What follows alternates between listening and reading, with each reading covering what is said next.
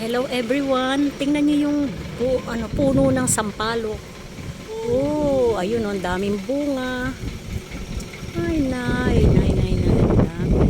Nakakatuwa naman. Kita niyo ba? Sampalok. Ito ay puno dito sa may school ng aking apo. Yan. Ang sarap siguro ng may malawak na lupa. At may mga puno kayong ganyan na mumunga. Diba? Ang daming bunga na sampalok. Swerte ng may mga ari niyan.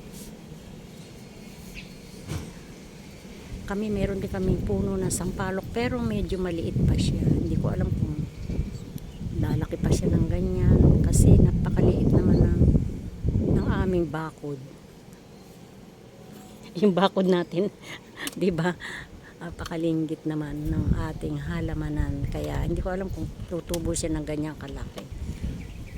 Tingnan uli natin ang mga bunga ng sampalok. Yan.